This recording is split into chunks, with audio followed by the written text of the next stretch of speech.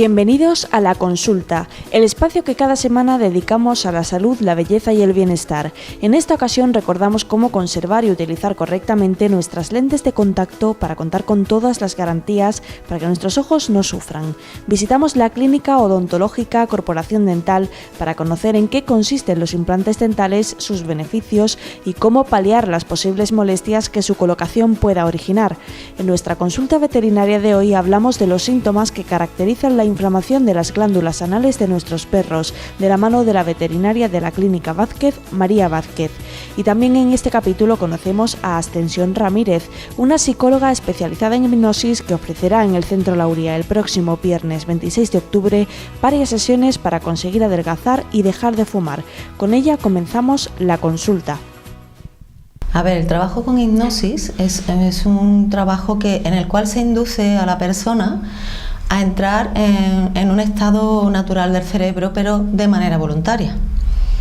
Entonces, la persona entra a través de relajación o a través de alguna prueba que se le propone. En el caso de que vamos a hacer un trabajo grupal, pues se hará una guía, digamos, para hacer una relajación. O bien por dentro, o a través de señalar partes del cuerpo, o bien ya veremos. O sea, es que las formas de entrar en hipnosis son muchas. El tema es que se focaliza la atención en algo. Por ejemplo, se puede fijar la mirada en algún punto y a partir de ahí se va empezando a pedir a la persona que tenga sensaciones distintas. Eso hace que la persona curiosamente vaya descubriendo su propia manera de entrar en su estado más profundo y a poder hablar con su parte más inconsciente y más emocional. ¿Para qué puede usarse la hipnosis hoy en día? ¿Cuáles suelen ser las aplicaciones más comunes a día de hoy? Bueno, la hipnosis se puede usar en psicoterapia en cualquier ámbito. ¿Vale? Se utiliza menos en los trastornos de personalidad y en los trastornos, digamos, más graves. No porque no se pueda utilizar, sino porque hay que tener más experiencia. Todo lo demás se puede utilizar en cualquier aspecto, siempre y cuando no sea la manera única. Quiero decir que el trabajo hipnótico tiene que ser hecho por un profesional que tenga herramientas para trabajar de manera psicológica o de manera psicoterapéutica. No puede ser el mero hecho de entrar en un trance hipnótico, no hace nada, porque no cura, no favorece ningún mensaje. Sin embargo, cuando una persona se concentra y consigue conectar con su parte emocional, entonces es cuando realmente se puede aprovechar para meter el trabajo de las sugestiones sanadoras o las sugestiones que te van a ayudar a ti mismo a gestionar tus cosas profundamente. Como antes nos comentaba, las personas que padezcan algún trastorno de la personalidad es más complicado, ¿no? Hacer hipnosis con ellas. ¿Hay alguna parte de la población con la que también sea más difícil trabajar en ese sentido? Sí, con las personas que tienen problemas de psicosis. Con las personas que se disocian mucho, que tienen mucho miedo. Pero ahí yo he encontrado una forma de trabajar que es a través del cuerpo. El cuerpo se crea porque siempre que se trabaja en hipnosis, lo primero que se hace, como es una cosa que la gente al principio no conoce, pues le tiene miedo, no sabe cómo va a reaccionar. Yo puedo garantizar que es un estado muy natural y que es un estado donde no va a ocurrir nada siempre y cuando sea llevado por un profesional. Que te guíe. Ya cuando tú aprendes, pues ya sí, incluso lo que tú aprendes ya lo puedes aplicar solo. Entonces sí, el tema del trabajo con los problemas de las personas que están disociadas es que todas las sensaciones que tienen les parecen cosas extrañas, no las viven. Entonces el crear el lugar de seguridad es fundamental. Y el lugar de seguridad en estos casos es el cuerpo. El paciente que se enfrente a una hipnosis tiene que entrar en ella sin prejuicios, ¿no? Completamente sin saber a qué se va a exponer, porque quizá existe cierto falso mito sobre la hipnosis, ¿no? De eso se va a tratar lo que vamos a trabajar aquí. Bueno, yo siempre, antes de iniciar nada con hipnosis, siempre estoy explicando a la persona, primero le pregunto qué idea tiene y luego le explico pues lo que son los mitos. Que aquí se va a trabajar esto el próximo día 26 de octubre, el viernes.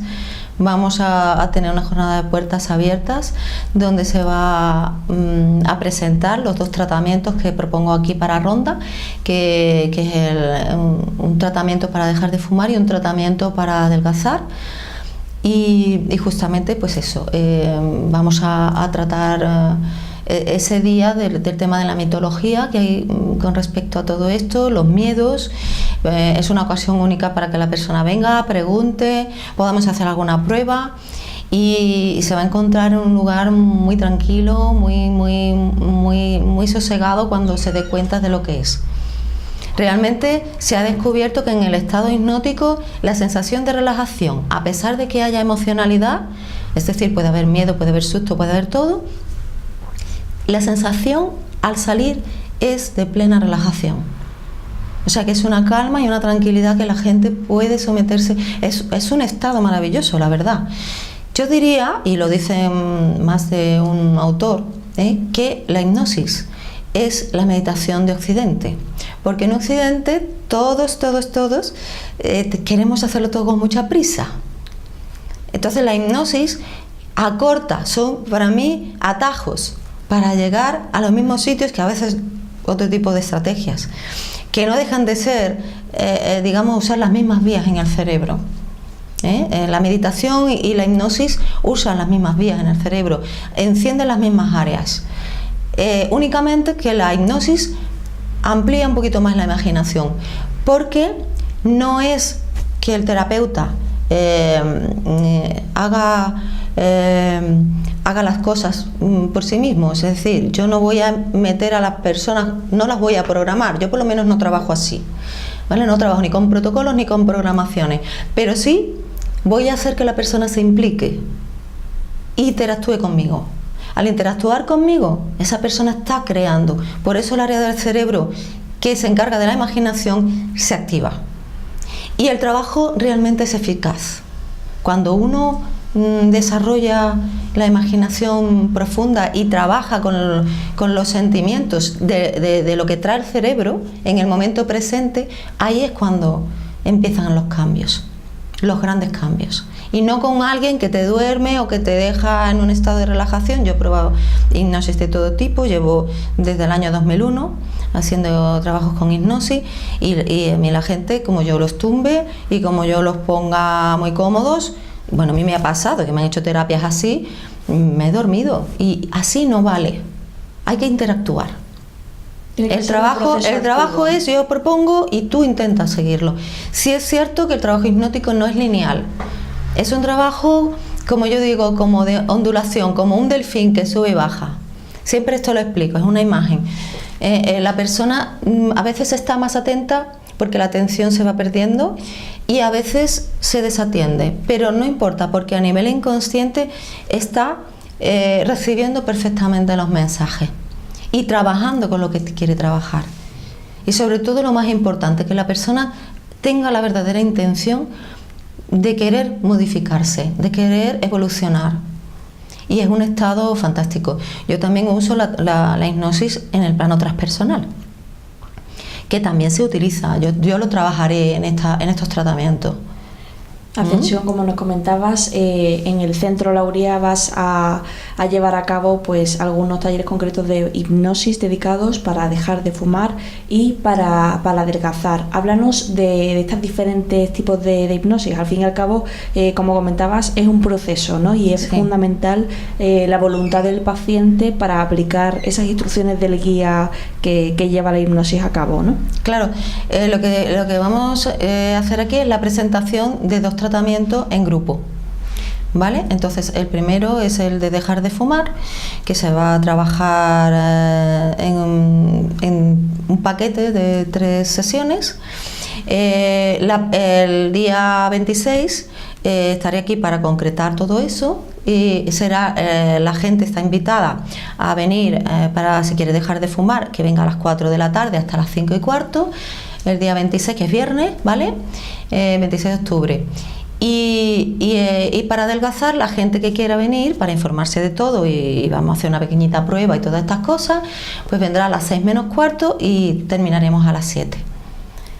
Ascensión, ya finalmente para concluir, un consejo para las personas que estén buscando un profesional dedicado a la hipnosis, porque eres especialista universitaria, es importante que el experto tenga cierta formación, ¿no? ¿Qué requisitos debe cumplir para que esa hipnosis pues tenga garantías de funcionar? Hombre, primero, los profesionales que están habilitados en España para usar la hipnosis clínica son los psicoterapeutas. Es decir, psicólogos, psicoterapeutas y médicos psicoterapeutas. Los demás profesionales que trabajan, digamos, en parasanitarias, pues realmente no están habilitados, pero pueden habilitarse, no sé, de manera legal. Aquí en España creo que no. De todas formas, eso se tienen que informar en los organismos concretos. Sí es cierto que no es lo mismo ser un experto que un especialista, que haber hecho un cursillo, que ser autodidacta, que venir de otros campos. Entonces el experto tiene, o que ser máster, por ejemplo. El experto tiene una serie de horas, que es menos. El especialista tiene como mínimo 500 horas. Y el máster pues puede tener pues muchas más, ¿vale? Entonces es eso, dependiendo de lo que se quiera, pues se va un profesional a otro, pero hay que tener desde luego una titulación que pueda llevar a cabo los cambios psicológicos, que tenga recursos, porque no hay ningún psicólogo, o sea, no hay ningún profesional de la hipnosis que sin saber psicología pueda meter las técnicas adecuadas, porque la hipnosis es como un sistema de encapsulación de técnicas. Se mete en la cápsula de la hipnosis y va directamente al interior de los seres humanos. Una cosa que no he hablado, que es muy importante, que es la capacidad de sugestionabilidad de las personas, que a más sugestionabilidad, no excesiva, pero a más, es más fácil aprovecharse de esta forma de trabajo. Y por tanto hay un buen índice de éxito a la hora de dejar de fumar, incluso es posible una sola sesión, aunque yo aquí no voy a ofrecer solamente una sesión. Si hay alguien que quiere quitarse en una sesión, pues que se lo trabaje, porque puede ser posible. De hecho, a mí se me quitan pacientes en una sola sesión en individual, que es bastante más difícil que el trabajo grupal. Porque en el trabajo grupal hay una mentalización, hay una energía grupal que hace que todo el mundo entre mucho antes en el trabajo hipnótico. Y entonces es más fácil, digamos, que por una hipnosis colectiva llegar más rápido a algunas cosas. Sin embargo, tiene otra limitación, que es que no se trabaja el tema concreto por el que la persona está metida en el adelgazar o por lo que la persona está metida en el fumar. Tanto. No se puede personalizar tanto. Pero al ser un trabajo en grupo y terapéutico, como vamos a plantear, sí vamos a dar la ocasión de poder trabajar un poquito en lo individual paralelamente dentro del grupo. Porque claro, vamos a tener 3 sesiones. 3 sesiones en principio el tratamiento de dejar de fumar y 8 sesiones el de adelgazar, para ser realistas. Para que con una sesión hay mucha presunción egocéntrica del terapeuta de que va a conseguir, vamos, como en Fátima, en verdad. Y la sugestión primera es esa, ¿vale? Pero a mí me gusta que la sugestión venga más desde dentro del paciente, no tanto desde la autoridad del terapeuta, porque yo hago otro tipo de trabajo con hipnosis, que es un trabajo más ericksoniano, más de dar alternativas, de dar posibilidades, no tanta hipnosis autoritaria, que ya bastante obedecemos en esta sociedad. Por tanto, al utilizar el paciente sus propios recursos, el tiempo de efectividad que tarde en tener pues es variable, ¿no? En función de cada caso, según el paciente que se enfrente a la hipnosis, ¿no? Claro, cada persona es un mundo y dentro de sí va a notar pues sus cosas y también va a notar sus bloqueos, si los tiene. Entonces ahí la persona es como una puerta donde va a empezar a descubrirse. el sentir el estado hipnótico empieza a hacer unos cambios internos muy curiosos, pero son positivos. Sí que favorece mucho el que la persona se concentre, el empezar. Es cierto que no se concentra uno del tirón hasta que uno no lleva unas cuantas sesiones hipnóticas. Bueno, hay personas que se concentran porque naturalmente se concentran, pero a las personas más dispersas les va a costar un poquito más concentrarse del todo. Pero para el trabajo de hipnosis clínica no nos importa que no haya una gran concentración, por lo que hemos dicho, porque podemos aceptar el volver a conectar con la atención y a desconectar. Yo lo que busco en el trabajo aquí es que la gente se relaje, se tranquilice, deje de buscar expectativas extrañas, deje de exigirse y a partir de ahí poder entrar en un lugar magnífico de nosotros mismos, aprender recursos que después lo van a usar toda su vida. Para mantener el buen estado de nuestras lentes de contacto existen varias condiciones que debemos considerar, como su higiene periódica y el tiempo límite de uso recomendado. La oftalmóloga María Ángeles Gómez, de Óptica Vaca, nos detalla cómo podemos limpiar dichas lentes sin dañarlas y evitando en todo momento el riesgo de infecciones. Pues bien, las lentes de contacto, lo más importante siempre, antes de ponerla o quitarla, lavarnos las manos muy bien, intentar que sea jabones neutros y cuidar al secárnoslas, porque muchas veces las toallas dejan pequeños peluzas que se le pasa a la lente y a la hora de ponernos sí que nos molesta y nos va a hacer volverla a quitar, enjuagarla y volverla a poner, ¿no? Entonces intentar siempre con Kleenex o papel, siempre va a dejar menos resto, ¿no?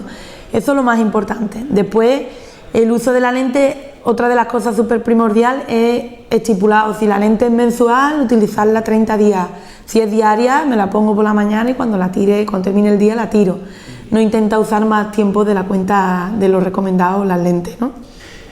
Por ejemplo, a veces en los ambientes de trabajo, pues por diferentes agentes tipo polvo o algún tipo por trabajar en el campo, alguna alergia y tal, podemos recibir algunas molestias en el ojo del uso de las lentes. ¿Cuál sería el procedimiento adecuado para tratarse el ojo en este tipo de casos? Bien, si ha sido algo que no ha entrado en el ojo, lo fundamental es quitar la lente, enjuagarla. Por eso siempre he recomendado que el portalente siempre lo llevemos con líquido nuevo, por si en algún momento tenemos que quitarla o tenemos que enjuagarla, que podamos tener líquido. Si nos quitamos la lente y no llevamos líquido encima, obviamente la lente se va a secar, se va a deteriorar y la vamos a tirar. Si tenemos los ojos secos y la lente no es capaz de tener la hidratación suficiente que nuestro ojo necesita, pues el uso de lágrimas artificiales. Hay una determinada lágrima que sí se puede usar sobre la lente de contacto y que puede aliviar bastante en los casos extremos. Hay personas que se les seca mucho en el ordenador porque la frecuencia de parpadeo disminuye, entonces la lente suele secarse más. Pues en esos casos es indicado la lágrima artificial, ¿no? Me gustaría preguntarte respecto a la limpieza de lo que son las gafas en sí, porque muchas veces los que somos usuarios de gafas, entre los que me encuentro, muchas veces no sabemos si limpiar con papel, porque algún papel es duro y puede rayarla, no sabemos si limpiarlo bien pues con la camiseta porque es lo que tenemos a mano, o qué es lo más adecuado para una correcta limpieza de una lente. Pues bien, ahora la mayoría de los usuarios lo que llevamos son lentes orgánicas, que tienen más riesgo de arañarse, aunque sí que es verdad llevan una capa de endurecido que lo minimiza, pero nunca del todo, ¿no? Entonces lo ideal es mojarlas y una vez mojada limpiarla con un papel o las toallitas que os damos. En seco siempre, si hay alguna partícula, lo que vamos a conseguir es arrastrarle y arañar la lente, ¿no? Entonces lo ideal siempre es sobre mojado. Entonces no tenemos ningún problema en el caso de que tengamos que o se nos mojen nuestras gafas o nuestras lentes, no sufren ningún tipo de riesgo, ni posibilidad de rotura, ni nada. No, si la lente es de calidad y lo que es el material de la montura también, no tiene por qué tener riesgo ni de oxidarse, ni de tener ningún tipo de deterioro. Al contrario, ya os digo, lo que va a facilitar es que si hay alguna partícula, la arrastre y después podamos limpiarla bien. De hecho, existen los típicos tarritos de líquido que se recomiendan para echarlo, o si no, ya os digo, lo convencional con agua o incluso con un poco de alcohol con cuidado también es suficiente, que muchas veces de la grasa en la cocina, en determinados puestos de trabajo, pues también si un poco de alcohol, no en exceso, en un Kleenex y por el otro lado secado y también queda bastante bien. Voy a volver un momentito al tema de las lentes de contacto. ¿Hay alguna diferencia entre la manipulación de las lentes convencionales y las lentes que son rígidas, o los consejos de higiene se pueden aplicar tanto para una como para otra? A ver, el uso de lentes mensuales o incluso las diarias sí que es verdad que las pone y después las tira, con lo cual el mantenimiento, si en algún caso nos molesta, con simple suero es suficiente. El mantenimiento de la lente tiene que ser con un líquido adecuado, nada de eso de líquido de 2-10 euros ni barato, porque esos líquidos tienen menos composición química, entonces durante la noche no hace el proceso de limpieza adecuado. Siempre recomendaba quitar la lente, ponerla en la palma de la mano, echar líquido, frotarla, no en círculo sino lineal, y después guardarla. Y por supuesto el portalente, cambiarlo de líquido tantas veces como saquemos la lente. Es decir, si me la pongo por la mañana, llego al mediodía, pues si me pongo y me quito la lente varias veces al día, varias veces cambiar el líquido. Importante entonces, los líquidos, cualquier tipo de duda, siempre líquido de óptica, ¿no? Que aconsejar aquí a los usuarios que necesiten ese tipo de productos. Efectivamente, siempre he recomendado los líquidos de un establecimiento de óptica, que es donde llevamos la garantía y la seguridad de que las lentes van a estar bien tratadas y vamos a minimizar el riesgo de infecciones e incluso de muchas otras patologías que después podemos ser más graves o incluso evitar usar lentes durante un periodo largo, ¿no? Pues María Ángeles, muchísimas gracias por estos consejos como siempre, y por si acaso alguien no lo sabe, dudo que no lo sepan, Óptica Vaca, muy famosa. ¿Dónde nos encontramos para cualquier tipo de duda o consulta? Pues aquí nos tiene a vuestra disposición en la calle Virgen de la Paz número 4, entre la Plaza de los Toros y el puente. Aquí nos tenéis a todo el que nos necesite. Una parte importante de las consultas que llegan a clínicas dentales como Corporación Dental están relacionadas con la colocación de implantes en caso de extracción de alguna pieza o desprendimiento. Hoy conversamos con la experta en prótesis de implantes de este centro, Raquel Pascual, para conocer sus beneficios y las molestias que su uso puedan acarrear. Yo me encargo principalmente de todo el tema protésico, es decir, en todos los pacientes que tienen ausencias dentarias, de reponer esas piezas. Hay varias formas, las convencionales de toda la vida eran con prótesis que se movían, que llevaban un ganchito, que estéticamente pues ya están un poco más en desuso, y actualmente introducimos el tema de la implantología, tanto en pacientes que no tienen ninguna pieza dental como en los que les faltan algunas, las vamos reponiendo unitariamente. Cuéntanos, ¿en qué circunstancias se suele hacer estos implantes y en qué casos es más necesario hacer este implante? Hay siempre varias alternativas y el paciente le damos a conocer todas las opciones que tiene de tratamiento. Los implantes es lo más moderno, aunque ya lleva muchos años haciéndose, pero no es la panacea. Nosotros le damos todas las opciones al paciente y las ventajas y las desventajas de cada uno. Evidentemente la implantología nos da unas ventajas de estética, de comodidad, porque no lleva ninguna aparatología en la boca, es como una raícita que sale dentro del hueso en la cual acoplamos una corona. Eso sí, en un caso unitario. Y después tenemos la opción de, cuando no tiene ninguna pieza dentaria, haciendo un conjunto, un consenso entre todos los doctores que estamos en la clínica, vemos el tratamiento más adecuado para ese paciente, pues referente a su perfil, a su sonrisa, a su estética y sobre todo para conseguir una buena oclusión. Háblanos un poco ahora de cuál es el proceso, de qué fases tiene la implantología en sí, duración, háblanos de las partes más concretas. Sí, depende siempre de cada paciente, es decir, y de cómo haya ido la cirugía. Normalmente cuando se coloca un implantito unitario, si en la parte de arriba se tarda un poquito más, si en la parte de abajo un poquito menos, pero siempre depende en función de cómo fuera el hueso del paciente, si es de mejor calidad o de menos, con la fuerza, el torque que entra el implante en boca. Yo siempre digo al paciente, tienen la prisa de seguir, ¿cuándo lo tengo puesto? No, vamos a esperar lo suficiente para que siempre quede bien, y hay que llevar ese proceso. Después, cuando es un tratamiento más grande, es decir, a lo mejor una rehabilitación completa, se da también la opción al paciente de poder hacer una prótesis inmediata. Siempre no se puede hacer, tenemos que tener una serie de características que el paciente lo pueda aceptar. Tiene que tener ese paciente unas condiciones óptimas para poder ser un candidato perfecto para esas opciones. Por eso decir una fecha concreta del tiempo aproximado, arriba un poquito más, alrededor de 4 meses y medio, desde que se coloca el implante hasta que se rehabilita, abajo unos 3 meses más o menos, 3 meses y medio. Pero eso sí, siempre depende de cada paciente, eso son más o menos las reglas generales, ¿no? A grosso modo. Y después hay otras opciones, que es la prótesis inmediata, que se colocan los implantes y en un plazo entre 48 y 72 horas colocamos la prótesis definitiva. provisional, perdón. La definitiva se queda colocada al paso de ese periodo de 4 o 5 meses. También a la hora de instalar ese implante es importante la sedación, ¿no? ¿Qué proceso se sigue para que el paciente no note todo el proceso? Por lo general, la sedación que hacemos es con anestesia normal, infiltrada. No damos paso a una sedación médica, digamos, excepto que el paciente lo pida, un paciente más nervioso. Solemos conseguir tranquilizarlo al final sin necesidad de llegar a la sedación, pero nosotros disponemos de anestesistas que si en un momento dado de una cirugía el paciente lo reclama, pues venimos, lo monitorizamos y va todo con una sedación igual que la hospitalaria, sin estar dormido pero sí sedado. Y entonces el paciente pues está en su nube y no se entera prácticamente de nada. También me imagino que hay diversidad de materiales, ¿no?, que conforman el implante en sí, también en función de cada caso quizá varíen, o existe el mismo material. Varía siempre, además damos todas las opciones. Hay materiales un poquito más estéticos, hay materiales que para zonas posteriores dan más fuerza y compensan una cosa con la otra, pero siempre todas las opciones que pueda darse al paciente se las damos. Y ya el que decide, sabiendo las ventajas y las desventajas, pues tratamiento más adecuado. También quizá una vez el paciente tiene ese implante puede tener dudas sobre las molestias que le pueda ocasionar una vez ya tiene el implante. ¿Cuáles suelen ser las más frecuentes y qué consejos se da del especialista para paliar esos posibles inconvenientes que puedan surgir una vez ya el paciente tiene el implante? Evidentemente no deja de ser una cirugía pequeña, poco invasiva, hay veces que ni necesitamos sutura, ni siquiera un puntito, pero no deja de ser una cirugía en el que hay células que reaccionan, pueden producir pequeños hematomas, que no siempre pasa, inflamaciones, sangrados, pero normalmente si el paciente cumple con el protocolo que nosotros decimos después, las pautas que damos, normalmente suelen dar muy pocos problemas. Unos días de analgésicos para evitar los posibles problemas y de antiinflamatorios, y siempre damos una profilaxis antibiótica pues, para evitar que se produzca una posible infección. Lo propio, que el paciente no fume, que se cuide. Normalmente suelen durar un par de días más incómodos, pero es lo típico después de haberse producido una cirugía.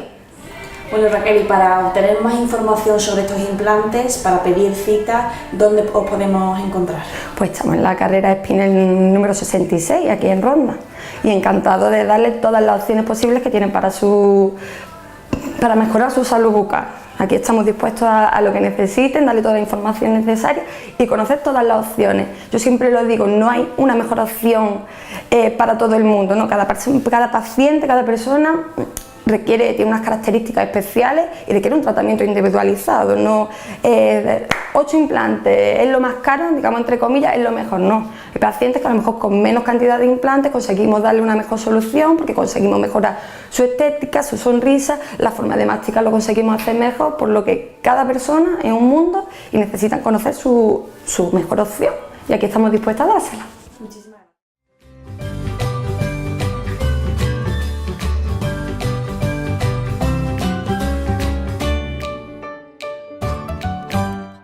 Pues la consulta de hoy va a tratar sobre las glándulas anales, que es un problema bastante típico de nuestras mascotas, sobre todo de perros.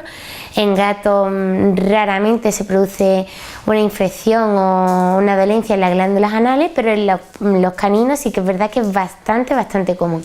Bueno, aquí tenemos a nuestro ejemplo de hoy, que ahora mismo está ahí rascándose un poquito, pero ahora después lo vamos a explicar porque en concreto él está en tratamiento. Así que vamos a explicar un poco el caso de manera bastante reciente. Muy bien, pues explicar las glándulas anales para que más o menos todo el mundo se haga una idea general. Son unas glándulas que se encuentran situadas en el sentido de las agujas de reloj, en ambos lados de lo que es el ano, y la función como tal, la principal que se entiende, es la mejor lubricación a la hora de la defecación. Es decir, ayuda a que haya un buen tránsito de las heces hacia afuera. Entonces, normalmente el color que deben de tener es un color ámbar cristalino, no debe ser totalmente líquido, no debe ser pastoso, ni presentar ningún otro tipo de coloración. Ya os digo, siempre en un ámbar cristalino y de consistencia bastante líquida. Entonces, estas glándulas, aparte de ayudar en la defecación, se cree que son como una especie de señal de identidad de los perritos, por eso siempre que se conocen van a olerse el culete. Hay diversos estudios, uno de ellos nos comenta que estas glándulas secretan hormonas, como por ejemplo feromonas, entonces pueden ser también indicativas de si un animal está en celo, en el periodo en el que está. También muchas veces se cree que pueden liberar ciertas enzimas relacionadas con algunas tumoraciones y de ahí que los animales sean capaces de detectar estas enfermedades. Le voy a dar un poquito de galletita porque está nervioso, ¿qué te pasa? Muy bien. Entonces deciros eso, en general esas son las funciones que creemos que se llevan a cabo, y después vamos a pasar a lo que más nos interesa, que es las posibles complicaciones y cómo podemos observarlo en nuestro animal y saber que está enfermo y que tiene esta dolencia. Entonces las glándulas normalmente por diversos motivos, ya sea por raza, ya sea por que haya tenido diarreas crónicas recientemente, por heces blandas, también muchas veces cuando tienen los animales seborrea hay una hipersecreción glandular, o también muy característico en los animales obesos que tienen un tono muscular bastante deficiente, se suele producir una infección de las glándulas anales. Entonces, las glándulas anales, ¿cómo notamos que en nuestro animal posee una infección? Pues normalmente arrastran el culete contra el suelo, que muchas veces también se confunde con infección parasitaria y muchas veces no tiene nada que ver. También puede tener la zona perianal bastante inflamada, roja, con prurito, es decir, con picor, y también lo más característico es que se lamen mucho el culete, están todo el rato lamiéndose porque les molesta, tienen dolor en esa zona, y también muy importante que les cuesta mucho trabajo defecar, les cuesta muchísimo trabajo, eso se llama disquecia, que es que tienen dolor a la hora de la defecación. Vamos a saltarle un poquito, ¿qué te pasa? Vamos a ver que está él ahí nerviosito. Tienen dolor a la hora de defecar y entonces se notan, no pueden hacerlo bien y claro, pues resulta bastante incómodo. Esos son los signos más característicos que podemos encontrar en nuestro animal a la hora de una dolencia en las glándulas anales. Entonces, decir que hay, digamos, 3 estadios dentro de la enfermedad de las glándulas. El primero que tendríamos sería impactación. La impactación es que cuando nosotros por presión digital en los sacos anales intentamos drenarlo, en vez de salir ese líquido transparente que comentábamos, sale un líquido pastoso de color marrón.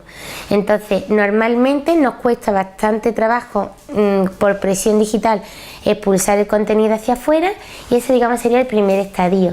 Después tenemos saculitis, que es inflamación de estos sacos anales, que ya sí entraría en juego pues la inflamación, la rojez, el prurito, y ya el contenido que nos va a salir es parecido al de la impactación, pero un poquito, digamos, más afectado. Y ya el tercer estadio tendríamos lo que es el absceso, es decir, ya se nos ha infectado y ya tenemos presencia de material purulento junto con el líquido de los sacos anales, con la secreción, así como normalmente sangre. Tenemos estos 3 componentes, o sea, dependiendo del estadio clínico de la enfermedad. Entonces yo lo que les recomiendo, porque cada estadio tiene un tratamiento, normalmente pues se mandan antiinflamatorios, pomadas antibióticas con corticoides, y normalmente el pronóstico suele ser bastante bueno. Pero sí he de decir que en muchos casos pueden llevar a confusión, podemos creer que son problemas de las glándulas anales y realmente no, realmente son tumores perianales, sobre todo de la glándula hepatoide, que se ven como unos bultitos alrededor del culete, y muchos clientes muchas veces me han dicho: ay María, yo creo que mi perrito tiene las glándulas tal, y cuando lo hemos visto en consulta hemos comprobado que se trataba de un error y que realmente era un adenocarcinoma, en ese caso que os comento, de la glándula hepatoide. Entonces decir que es muy importante que aunque creamos que no, el perro tiene las glándulas, yo se las vacío en casa, hay veces que no. También podemos tener como diagnóstico diferencial las fístulas, como las personas, igual. Entonces también es importante tratarlo, porque si es una fístula se va a tratar de manera diferente a uno de los 3 estadios que hemos estado comentando con anterioridad. Entonces nada, decir un poco que A rasgos generales, eso que las glándulas pues tienen principalmente la función de lubricar en la defecación. Van a hacer, si se presentan algún tipo de problema en la glándula, que nuestro animal se sienta bastante incómodo con los signos que hemos comentado, y entonces siempre es muy importante llevarlo a su veterinario para comprobar que ciertamente es un caso de infección o inflamación de glándula, que hay ciertos animales, pues ya hemos comentado, que por raza, obesidad, etcétera, tienen más predisposición, con lo cual hace falta vaciarla más o menos, si no mensualmente, digamos que casi que sí, o cada 2 meses, que siempre es importante que lo haga un profesional, porque hay que valorar un poco siempre el estadio de esa glándula. Y ahora vamos a proceder a pasar a la acción y vamos a verlo. Este perrito es un perrito que ha estado ya una semana con tratamiento, tenía unos accesos bastante fuertes, hemos tenido que enviar cultivo con antibiograma laboratorio. Ya no salió el resultado de su bacteria, su antibiótico de elección, y está en tratamiento actualmente. Así que ahora espero que salga algo, y si no sale que se está mejorando bastante, ¿vale? Entonces pues lo vamos a hacer, vamos a proceder a la extracción del líquido y nada, yo creo que se va a portar muy bien, ¿verdad, Fox? Bueno, vamos a proceder a la extracción. Aquí, como podemos ver, es el ano, está un pelín irritado, pero no presenta ninguna alteración alrededor que nos pueda hacer indicar que sea una adenocarcinoma o fístula, ¿de acuerdo? Entonces nosotros presionamos y no sé si estáis viendo el líquido cómo sale, ¿vale? Entonces, estamos pudiendo comprobar. Vale, si veis, lo vemos tanto en la gasa como en la mesa, que también ha salpicado un poco. El líquido es transparente, es líquido, ¿vale? La secreción es líquida, pero el color, como podéis contemplar, es un color purulento. Está mezclado con pus, ya es verdad que no tiene sangre, el olor es bastante desagradable, pero lo que pasa es que es muy característico de la glándula, ese olor y esa señal de identidad. Entonces, él en concreto lo tenemos que vaciar prácticamente cada 2-3 días para ir comprobando la coloración, si el antibiótico va haciendo efecto, y también un poco en función de su actitud vamos viendo la mejoría y el avance en la enfermedad, ¿vale? Entonces esa sería la manera de drenar la glándula, que hombre, quien normalmente es propietario pues suele acudir las primeras veces al veterinario, que es lo ideal, y a raíz de ahí pues ya habéis visto, tenemos el líquido y nada, con el caso de este perrito es seguir con la medicación.